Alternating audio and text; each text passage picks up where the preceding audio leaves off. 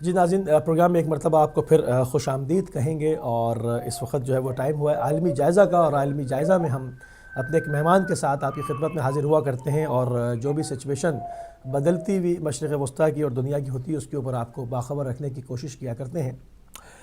تو ہم دیکھیں گے کہ اس وقت دور حاضر کے کیا تقاضے ہیں، اس عنوان کے تحت جو ہے وہ گفتگو کریں گے، اور ہمارے ساتھ آج معزز مہمان شخصیت جو ٹیلی فون لائن کے اوپر ہمارے ساتھ موجود ہیں۔ آپ کی شخصیت کسی تعارف کی محتاج نہیں، آپ حجت الاسلام والمسلمین علامہ سید شہنشاہ حسین نقوی ہمارے ساتھ موجود ہیں۔ سب سے پہلے قبلہ آپ کی خدمت میں سلام عرض کریں گے اور آپ کو پروگرام میں خوش آمدید کہیں گے۔ وعلیکم السلام ورحمۃ اللہ وبرکاتہ۔ میں بھی آپ کا شکریہ ادا کرتا ہوں کہ آپ نے گفتگو کا موقع دیا۔ جزاک اللہ۔ قبلہ، جیسے کہ ابھی ہم نے اپنے مومنین کی خدمت میں اور آپ کی خدمت میں عرض کیا کہ اس وقت پوری دنیا سے شرق و غرب سے مل کے جو فتنہ خارجیت کو ہوا دی جا رہی ہے اور اس کے اوپر انویسٹمنٹ کی جا رہی ہے، اور ایک عالمی شرارت کی صورت میں یہ فتنہ جو ہے وہ پنپ رہا ہے، تو ایسے وقت میں اس دور کے کیا تقاضے بنتے ہیں، مومنین کو کس طرح سے الرٹ رہنا ہے، ان کی کیا ذمہ داریاں اور مسئولیت آپ سمجھتے ہیں، وہ ہمارے ناظرین کی خدمت میں پیش فرمائیے۔ بسم اللہ الرحمن الرحیم۔ حقیقت ابدی ہے مقام شبیری، بدلتے رہتے ہیں انداز کوفی و شامی۔ سبحان اللہ۔ یہ ایک نظریے کی جنگ ہے جو حضرت آدم کے زمانے سے ہی، یعنی جب سے حضرت انسان کو خلق کیا گیا اور اختیارات رکھنے والی مخلوق کو اللہ نے اس زمین پر اتارا، اس وقت سے ہی دو نظریوں کی جنگ ہے، حق اور باطل کی جنگ، اور توہمات اور حقائق کی جنگ، حقائق اور جو ہے وہ گمان اور تخمین اور تحسین اور استحسان کی جنگ۔ بالکل، یہ ایک پرانی جنگ ہے جو انبیاء کرام کے زمانے سے ہوتی ہوئی یہاں تک کہ حضرت امام حسین علیہ السلام نے اس کے لیے ایک خاص اصول اور خاص قاعدہ اور قانون مرتب کر دیا اپنی قربانی کے ذریعے سے۔ اور امیر المومنین سے جن لوگوں نے جنگیں کی ان میں ایک بہت بڑا فتنہ جس کو خوارج کا فتنہ کہا جاتا ہے، وہ مولا نے جب جنگ نہروان میں ان سے جنگ کو کامیاب کیا اور جنگ کامیاب مکمل کر کے آپ لوٹے، تو آپ نے فرمایا کہ یہ جو بھاگ کر چلے گئے ہیں، میدان چھوڑ کر چلے گئے ہیں، حضرت نے فرمایا تھا کہ میرے 10 نہیں مریں گے، میرے 9 نہیں مریں گے، ان کے 9 نہیں بچیں گے، میرے 10 نہیں مریں گے، ان کے 10 نہیں بچیں گے۔ اس طرح ان کے 9 بچے اور حضرت کے چند لوگ شہید ہوئے۔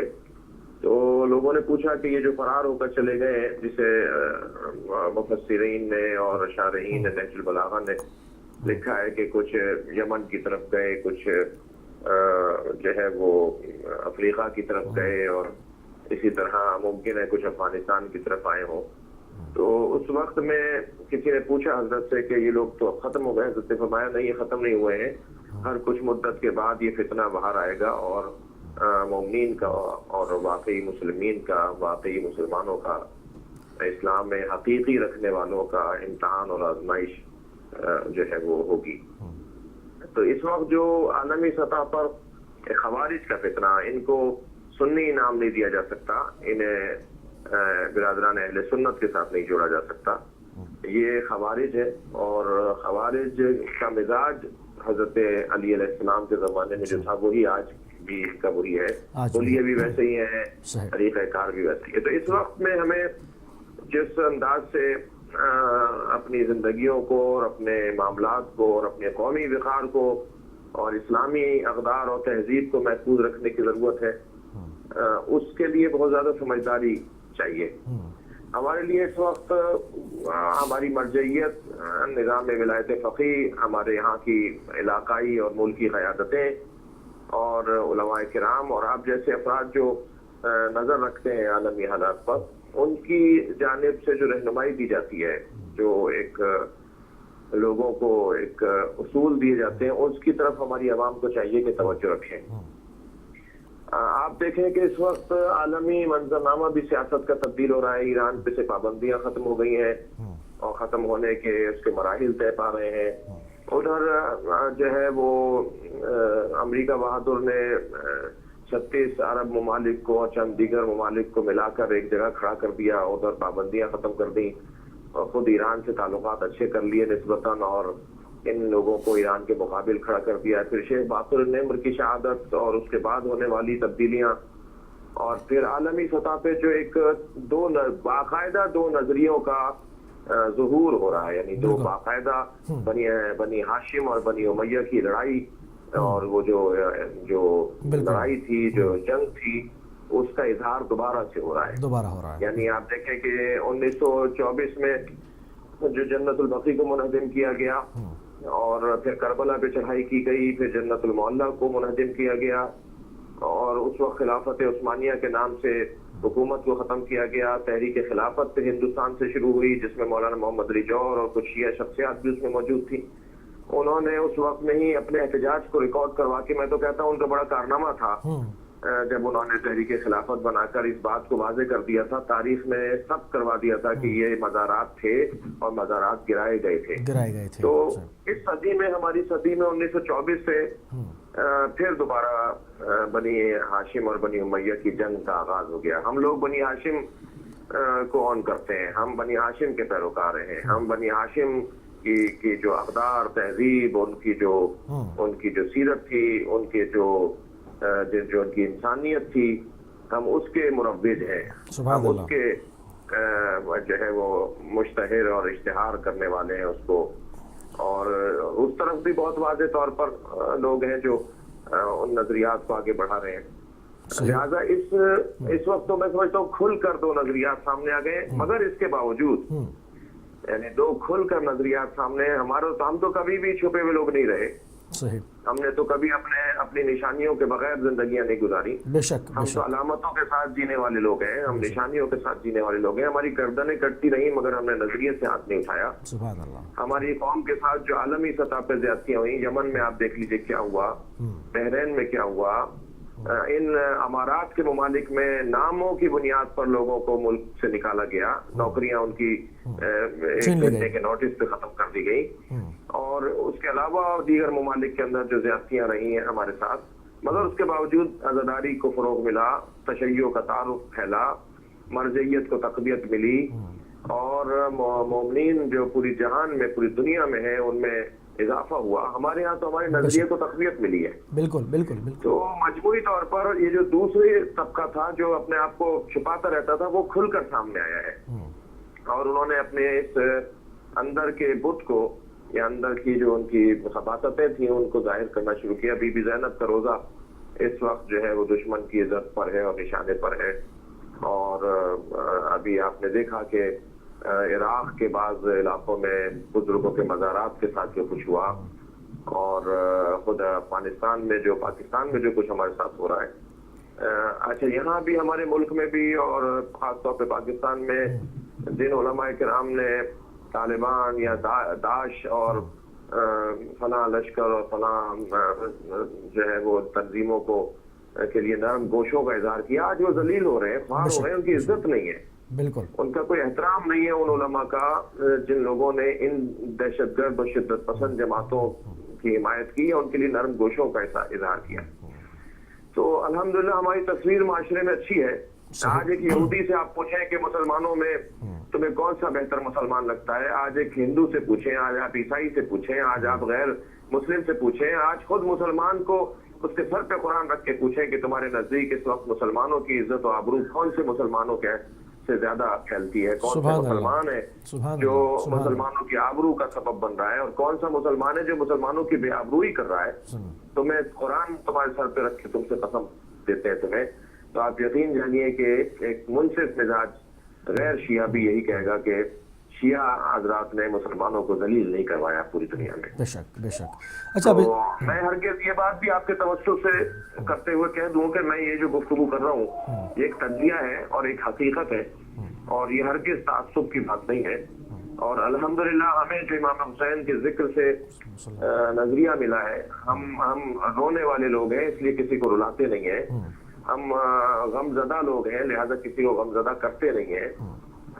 ہیلو، بالکل بالکل بالکل، آپ کی آواز جا رہی ہے، بالکل، بہت خوبصورت۔ تو یہ تو ہمارا جو کردار ہے معاشرے میں وہ بہت واضح اور روشن ہے، بہت واضح ہے۔ اس کے بعد میں آپ سے عرض کروں گا کہ ہمارے سنی بھائیوں کو طے کرنا ہوگا کہ کس کی انہیں حمایت کرنی ہے اور کس کی انہیں حمایت نہیں کرنی۔ عالمی سطح پر بالکل، یہ جو گروہ ہے، یہ ٹولہ یعنی ہے، کہ دو حصوں میں یہ دنیا بٹ رہی ہے۔ مسلمانوں کو بے عزت کرنے والا ٹولہ ہے۔ جی جی جی۔ صحیح۔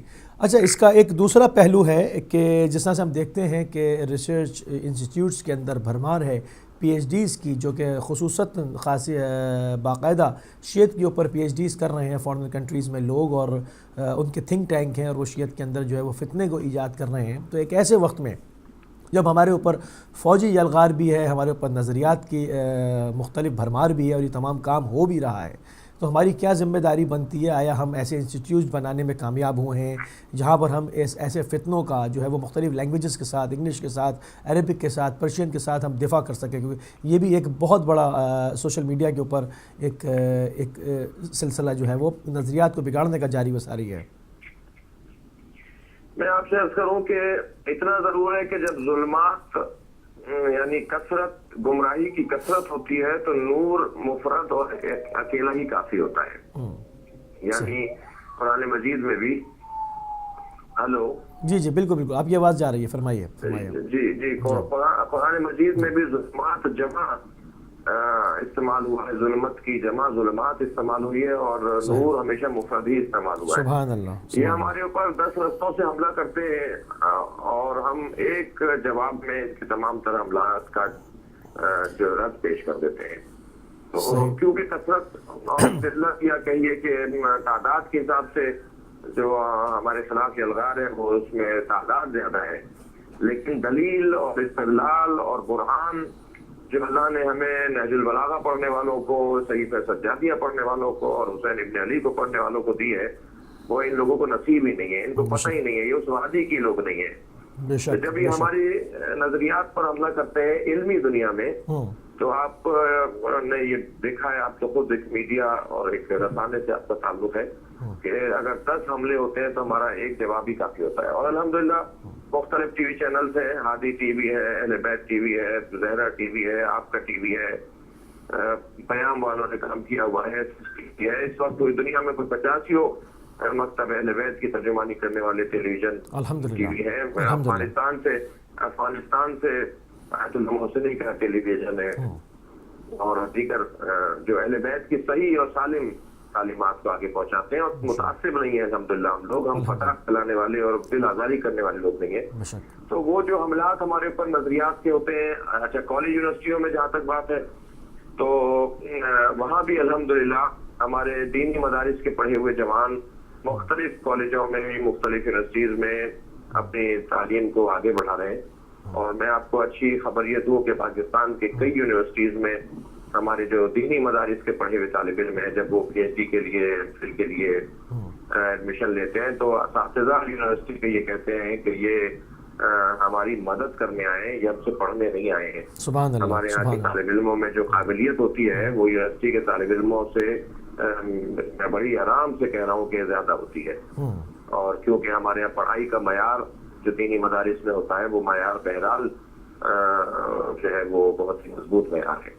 تو اس رستے سے بھی پاکستان میں پہلے کی نسبت بہتری ہے، اور یقیناً دوسرے ممالک کے بارے میں جو مجھے معلومات ہے تو وہاں بھی بہت پہلے کی نسبت تیاری اچھی ہے، بہت تیاری اچھی ہے، دلیل سے بات ہونی چاہیے۔ ہم تو بہت پہلے سے کہتے آ رہے ہیں کہ استدلال سے بات کرو، ڈر مسئلہ رکھو، ڈنڈے اور کے معاملے سے کسی تمہاری دلیل قائم نہیں ہوگی، تمہاری بات مان نہیں جائے گی، کیونکہ حضور جب انسان جب دلیل سے پچھلے دنوں ایک جی فرمائیے فرمائیے، میں پچھلے دنوں ایک مفتی صاحب کے ساتھ تھا، ہمارے برادر میں حدیث کے، میں نے ان سے کہا کہ آپ اپنے ان دوستوں سے کہیے، وہ تو نہیں ہے اس وادی میں، لیکن میں نے ان سے کہا کہ آپ اپنے ان دوستوں سے کہیے کہ یہ مجبوری والے جو حربے ہیں نا، مجبور لوگوں کے حربے، وہ ختم کریں، بلکہ ہم سے دلیل سے بات کریں، بالکل ہمارے علمی گھٹے، اور پھر سوال کرنا عیب نہیں ہے، جواب نہ ہونا عیب ہے۔ الحمدللہ ہماری جانب بھرپور جواب دیا جاتا ہے، اور علمی بات ہونی چاہیے، استدلال کی بات ہونی چاہیے۔ سبحان اللہ سبحان اللہ، بہت شکر گزار ہیں، مشکور ہیں، ممنون ہے کہ آپ نے اپنا قیمتی ٹائم جو ہے وہ ہدایت ٹی وی کو دیا، جزاک اللہ۔ ناظرین، آپ سن رہے تھے پاکستان سے، کراچی سے علامہ سید شہنشاہ حسین نقوی صاحب کو، آپ نے بہت خوبصورت اور بڑی احسن گفتگو فرمائی، اور اس کے اوپر ابھی بات کریں گے۔ ایک کالر بھی ہمارے ساتھ ہیں، السلام علیکم ورحمۃ اللہ. وعلیکم السلام جی علی مدد. پیر مولانا مدد. جی بہن فرمائیے. انکل میں نبی صدیق بات کر رہی ہوں پاکستان سے. جی بیٹا کیا پڑھیں گی؟ انکل ہم قصیدہ سنانا چاہتے ہیں. جی بسم اللہ. اللہم صلی علی محمد و علی محمد. کالے کی کل کائنات میں بس ایک وفا بات ہے. کالے کی کل کائنات میں بس ایک وفا بات ہے. جس کی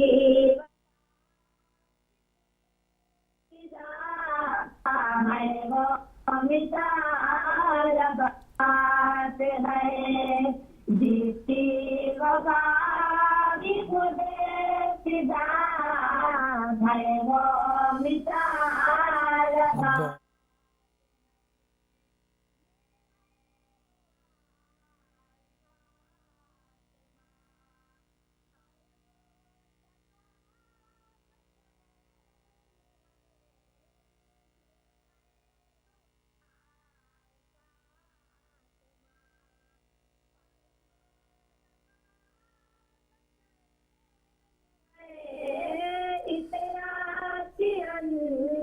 من نے بھی اپنی مثال یاد ہے.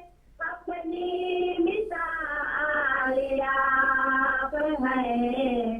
جس میں علی دکھائی دے ایسی وفا بات ہے.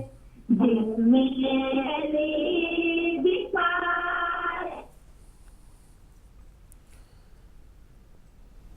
جی لانگ ڈسٹینس کال ہے. ہمیں آواز لائن پہ ابھی بھی ہے مگر ہمیں آواز جو ہے وہ صاف نہیں آ رہی ہے.